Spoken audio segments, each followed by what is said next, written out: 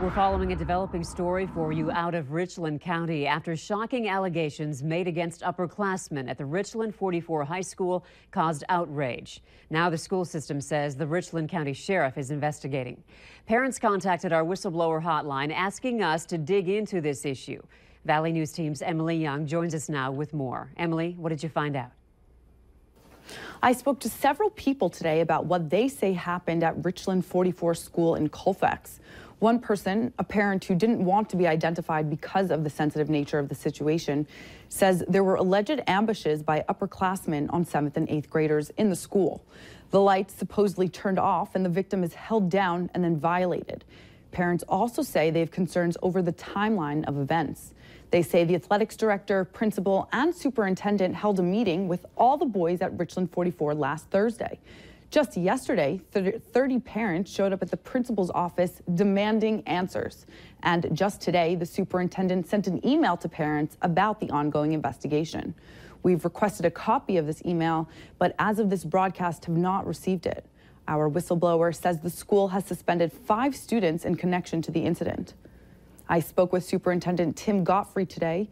Godfrey confirmed to me that the school conducted its own review into an incident that involved students but no adults. The school then asked the Richland County Sheriff's Office to step in and conduct a criminal investigation. Richland Public School District number 44 recently learned of allegations of student misconduct, possibly constituting harassment, bullying, or hazing at the district's high school. We take such allegations very seriously. After conducting a preliminary review of the allegations as a cautionary measure, we have referred the matter to Richland County Sheriff's Department to conduct an impartial investigation and determine whether any criminal activity occurred. The parents also told me that 3 students, potentially victims, were interviewed yesterday at an advocacy center, and those interviews are expected to continue today and tomorrow. I'm Emily Young for Valley News Live. And this story was brought to our attention because many of you asked us to look into it. So if you need help uncovering fraud and corruption in your community, call our whistleblower hotline, 237-6576, and leave your tip.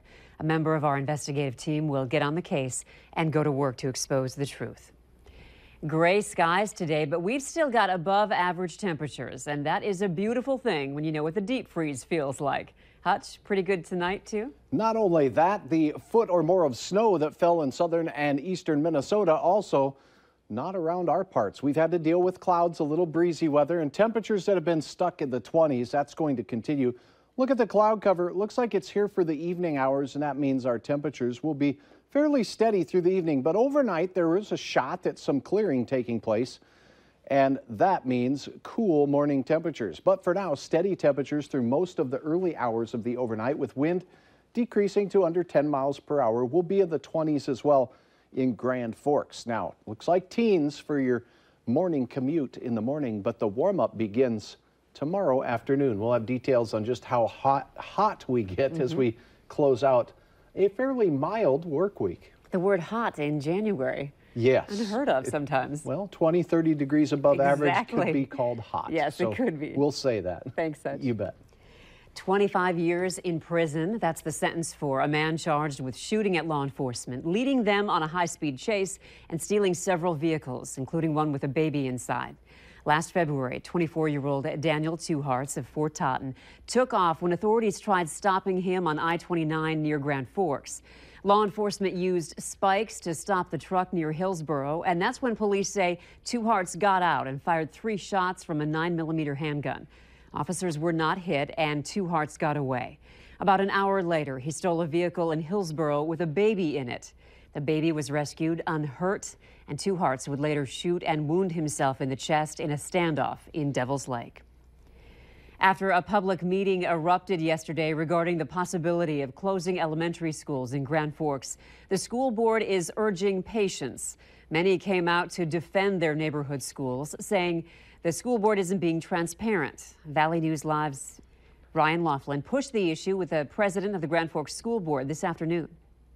I was talking to a friend of mine in the back who indicated, well, maybe they don't want to have a rabble-rousing crowd. Jerry Waletzko made an unplanned appearance at yesterday's public forum. We're all taxpayers here. He instigated an impromptu conversation. People here feel very strongly about this issue. And there's going to be a number of different, that's not tonight. School Board President Doug Carpenter was forced to address the people. There are no decisions made tonight.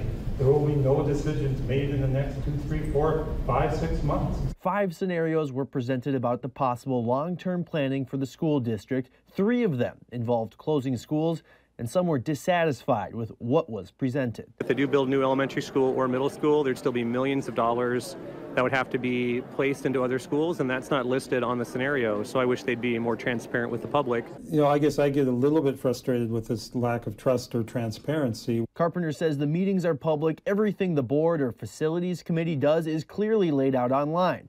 And despite things not going as planned yesterday, he says that they are gathering valuable input. Hearing from a lot of people that they want smaller neighborhood schools, that's important to hear. His message is for people to be patient. Will there be a time, and when will the time be for people to talk about how valuable having a school a few blocks away will be?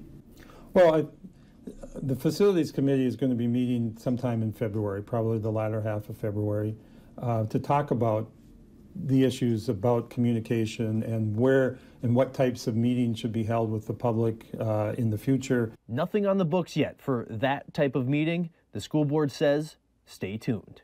From Grand Forks, Ryan Laughlin, Valley News Live. To access all the information that was presented in the public forum, we have attached a link to it on our website, valleynewslive.com. All you have to do is click on the link to this story. North Dakota Governor Doug Burgum delivered his 2018 State of the State speech this morning in Minot. The speech was focused on how to let the state grow and prosper.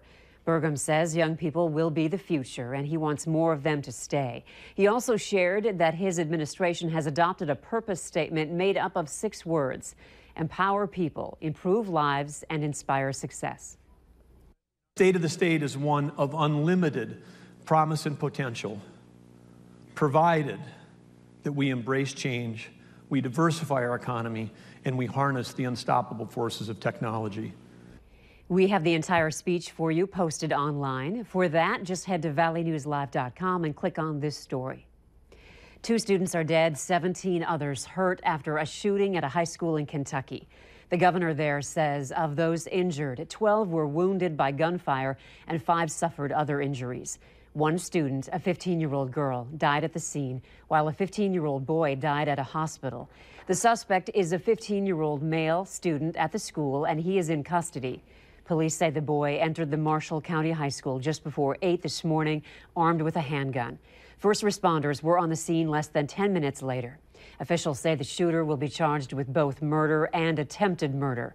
Authorities are not releasing the names of anyone involved.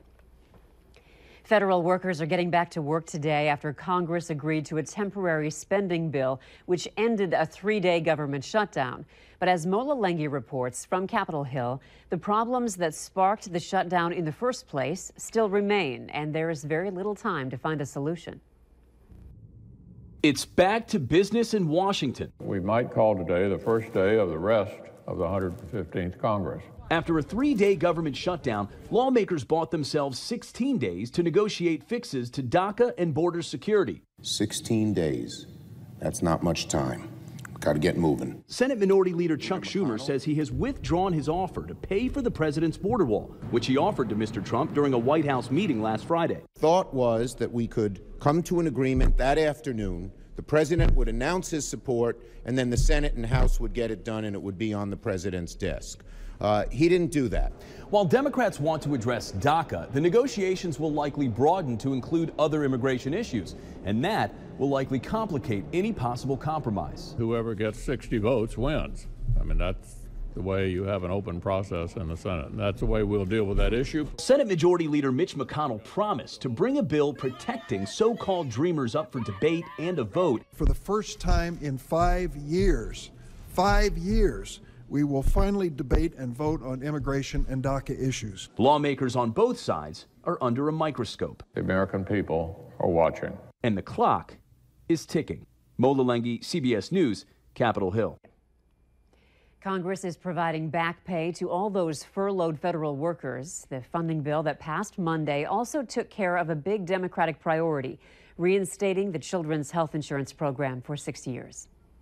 There is a secret